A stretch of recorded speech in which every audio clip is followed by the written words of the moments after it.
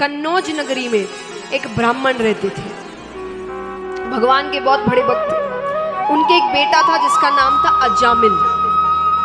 छोटे से बालक को बचपन से भगवान की कथाएं सुनाई, थोड़ी भक्ति में भी थे वो बालक।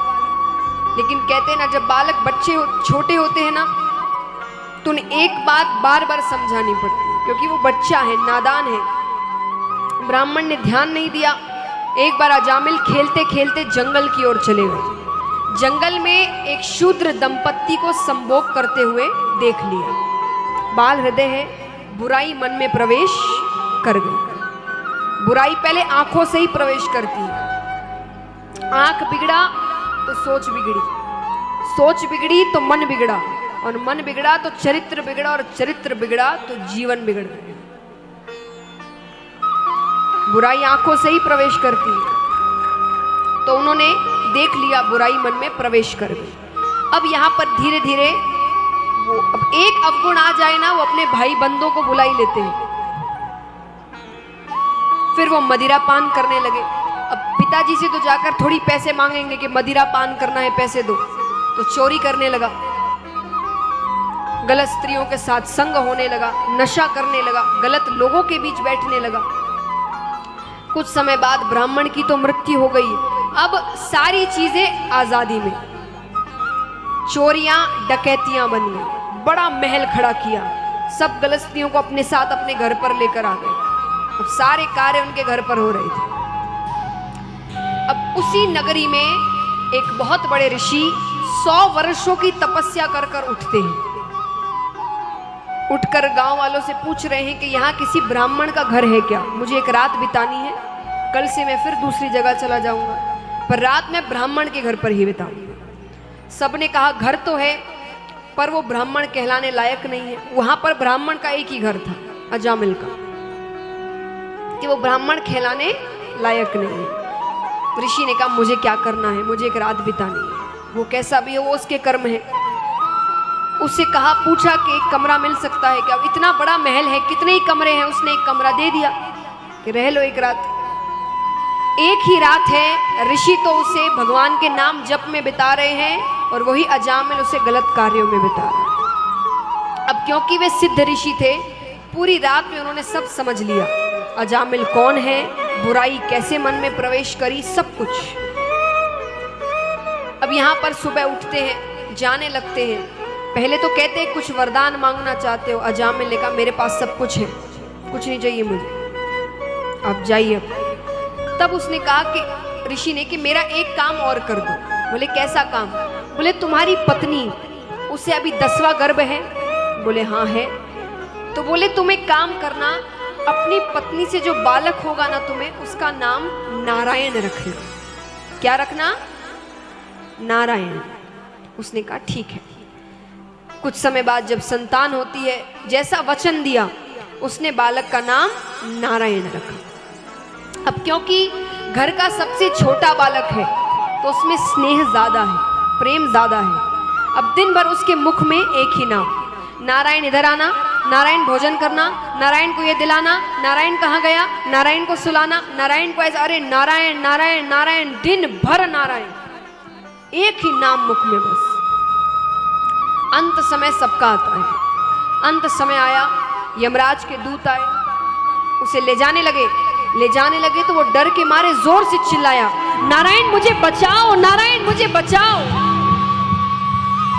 अब भगवान क्षीर सागर में सो रहे थे। भगवान उठते हैं, पार्षदों से कहते जाकर देखो कौन मुझे पुकार रहा है, उसकी मदद करो। पार्षदों को देखकर यम के दूत चले जाते हैं। अब यमराज भगवान के पास आए। यमराज ने कहा कि देखिए, आपके किसी भक्त का अंत समय होता है तो मैं नहीं जाता। यमराज कह रहे हैं, पर अजामिल जैसे पापी के लिए आपके पार्षद क्यों आए? भगवान कहते हैं, पापी हो कि पुण्य करने वाला हो, तुम्हें पता है अंत समय में जो मेरा नाम ले ले वो नरकलोक नहीं जाता। अरे यमराज ने कहा, भगवान वो आपका नाम नहीं ले रहा था, वो अपने बेटे नारायण का नाम ले रहा था। भगवान कहते हैं, पुत्र समझकर, पिता समझकर, मित्र समझकर, शत्रु समझकर, नाम तो मेरा ही ले रहा था। ऐसी शक्ति है भगवान के नाम में। कैसे भी लो, कुछ भी समझ के लो। भगवान कहते भाव कुभाव अनक आलसहु नाम जपत मंगल दिशि दसहु। भाव से लो, बिना भाव से लो, मन से लो, शत्रुता से लो, मेरा नाम लो, अपने आप मंगल होगा। अब एक बात बताइए, ये जितनी भी चीजें हैं ये क्या है? भगवान ऐसा क्यों कर रहे हैं? जैसे एक माता, उनका एक छोटा सा बालक है, बहुत छोटा, नादान है, जिसे समझ नहीं है इतनी। कभी कभी होता है ना, घर में झगड़ा हो जाए तो गुस्सा बच्चे पर उतरता है ना, खास करके माताओं का। पति से झगड़ा हो तो गुस्सा बच्चे पर उतरता है, होता है बहुत बार। तो कई बार बच्चे को डांट देते हैं, ज्यादा ही गुस्सा हो तो हाथ भी उठा लेते हैं। अब बड़े बच्चे समझ जाते हैं, या उन्हें आप समझा सकते हैं कि बेटा ऐसी ऐसी बात थी, पापा से ऐसा झगड़ा हुआ तो गुस्सा आ गया, सॉरी। लेकिन जो नादान है वो समझता नहीं, वो आपसे डर जाता है, आपके पास नहीं आता। तो आप उसे अपने पास कैसे लेकर आते हो? अब नहीं डांटूंगा, चॉकलेट दिलाऊं, आइसक्रीम खिलाऊं, बाहर घुमाने लेकर जाऊं, पक्का नहीं डांटूंगा। आप उसे लालच देते हैं, आप उसे लालच देते हैं, उस लालच से वो आपके पास आता है। भगवान भी हमें लालच देते हैं, क्योंकि हमने भगवान को नहीं भगवान ने हमें नहीं छोड़ा, हमने भगवान को छोड़ दिया है। तो भगवान अब लालच देते हैं, कल्याण कर दूंगा, नरक नहीं जाना पड़ेगा, स्वर्ग लोक मिलेगा, मुक्ति मिल जाएगी, ये पैसे मिल जाएंगे, ये मिल जाएगा, वो मिल जाएगा। ये लालच से हम भगवान के पास जाते हैं। भगवान कहते मैं उन्हें छोड़ ही नहीं सकता, वो मेरे बच्चे हैं। गीता जी में भगवान ने कहा है कि ममे वांसो जीव लोके जीव भूत सनातना, ये एक एक जीव मेरे अंश है और अपने अंश को कोई नहीं छोड़ सकता, सब में मेरा अंश है। इन्होंने मुझे छोड़ दिया। भगवान को आप पुकारिए अपनेपन से, पूरे हक से।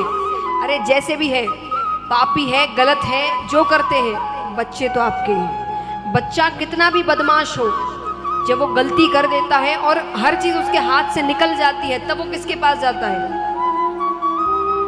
पहले खुद की कोशिशें बहुत करेगा वो सुधारने की, कि आप तक खबर ना जाए, आप डांटो ना। लेकिन जब हार जाएगा तब वो किसके पास आएगा?